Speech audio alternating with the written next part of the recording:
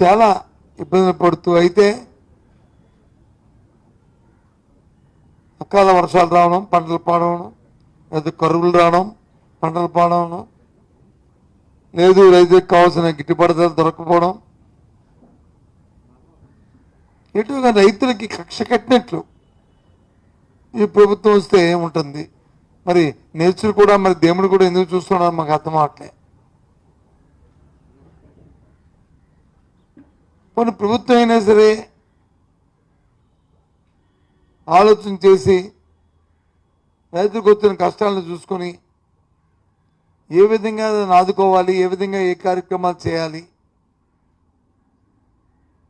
వాళ్ళ అవసరాలు ఏంటి, అవసరాలు తగ్గట్టు ఏ విధంగా మనం ప్రభుత్వంలో నిర్ణయాలు తీసుకోవాలని ఆలోచన చేస్తే బాగుండు. అది కొరవడింది. ఇవాళ మన రాష్ట్రంలో చూసుకుంటే, ఇవాళ రాయలసీమలో చూసుకుంటే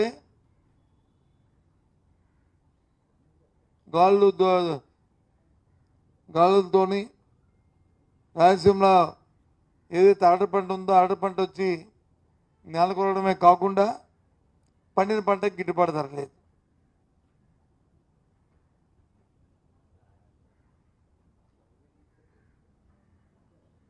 మన కోస్తాలో చూసుకుంటే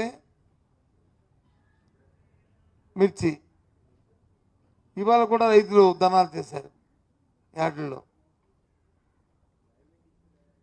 కొన్ని నాదులు లేడు, లక్షలాది మరి బస్తాలు వచ్చి ఆ మార్కెట్ యార్డుల్లో ఉంటున్న పరిస్థితి, ఏం చేయాలో తెలియని పరిస్థితి.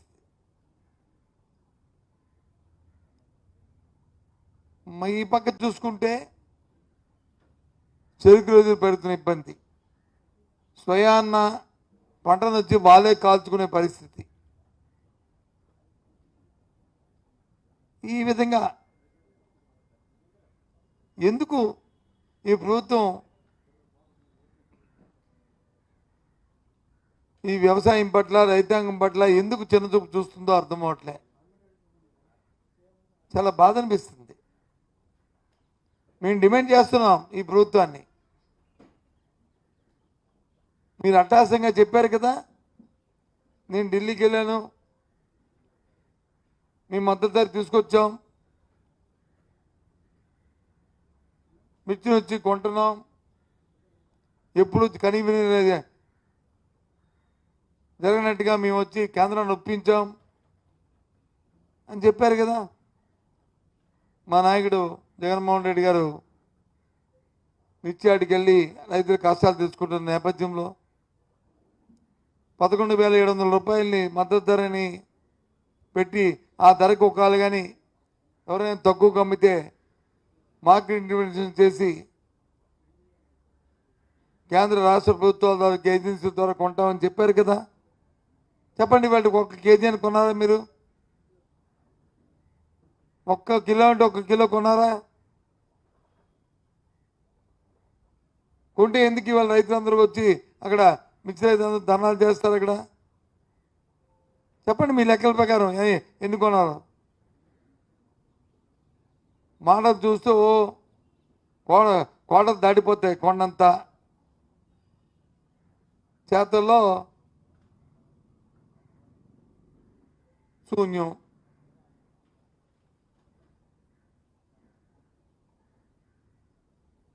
చూసాం మన ప్రాంతంలో ఉన్నది చెరుకుకి సంబంధించి షుగర్ ఫ్యాక్టరీ, మనం చోడవరం షుగర్ ఫ్యాక్టరీ.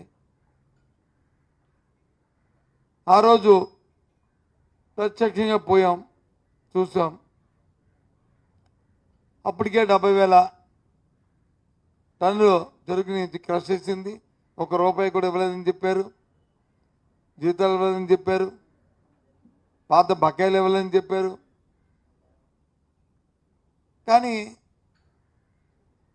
ఏంలే, ఇస్తాం అటాసంగా మన్నాడు ఇస్తామని ప్రకటించారు. ఇవాళకి 89,000 టన్నులు వచ్చి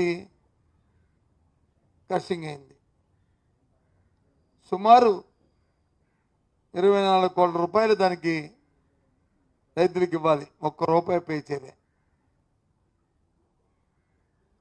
అంతకుముందు రైతులకు ఇవ్వాల్సిన ₹200 సుమారు ₹3 కోట్ల రైతులకు ఇవ్వాలి, అది ఇవ్వలే. ఏమనంటే గత ప్రభుత్వం అంటారు. గత ప్రభుత్వం ఆడి పంచదార వచ్చి నిల్వంచి ప్రభుత్వం పోయింది. మన పంచదార అమ్మింది డబ్బుని తీసుకొచ్చారు, రైతులకు ఇవ్వాలి కదా. సుమారు ₹6-7 కోట్ల అది వర్కింగ్ క్యాపిటల్ కింద వాడుకున్నా తప్ప రైతులకు ఇవ్వలే. అది కాక చెరుకు కార్మికులకి ఇవ్వాల్సిన ₹7 కోట్లు ఈ జీతాలు బత్యాలు ఈ సీజన్లోనూ మరి ఫ్యాక్టరీ అది ఇవ్వలే. అంటే ఏంటి, ఎందుకు ఆ కక్ష రైతుల మీద? ఎందుకు మీకు వ్యవసాయం మీద ఎలాగా మీకు ఉంది నానుడి, వ్యవసాయం అంటే శుద్ధ దండగా అని.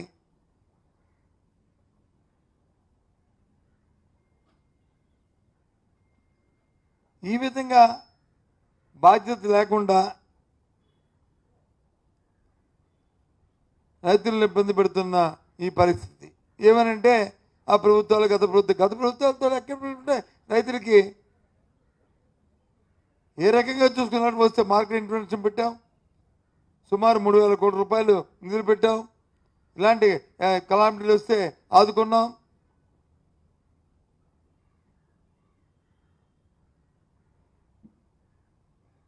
ఎక్కడ ఇలాంటి పరిస్థితి లేదు. ఇటువంటి పరిస్థితి ఎప్పుడు దాపరం మా అప్పుడు. ఇవాళ మిర్చే కాదు, అబ్బా గుంటూరు కృష్ణా జిల్లాలో అటు వెళ్తే పొగాకు కూడా అదే పరిస్థితి.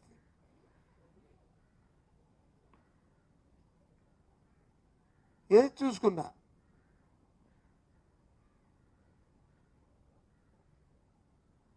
మాటలే తప్ప ఏవో వారికున్న ఈ 2-3 ప్రచార తప్ప, వాళ్ళు ఇస్తున్న ప్రచారం తప్ప గ్రౌండ్ లెవెల్లో కనిపించట్లే. నేను చెప్పింది వాస్తవా కాదా చెప్పమనండి, వెళ్ళండి పదండి చూడవచ్చు షుగర్ ఫ్యాక్టరీకి, అక్కడ రైతులు చెరుకు రైతులు పడుతున్న ఇబ్బంది చూడండి. పదండి అనకాపల్లి ప్రాంతం అంతా తిరుగుదాం. లేదు వెళ్ళి చూడండి గుంటూరు మార్కెట్ యార్డ్లో ఏ రకమైన పరిస్థితులు ఉన్నాయో. మేము చెప్పింది అవాస్తవం అయితే వెళ్ళి అక్కడ ప్రెస్ మీట్ పెట్టి చెప్పండి, అగో అబద్ధం, మొత్తం చెప్పింది అబద్ధం, ఇదిగో మీ ఇన్ని వేల టన్నుల్ని మేము పర్చేజ్ చేసాం, క్వింటాల్ పర్చేజ్ చేసాం అని చెప్పండి.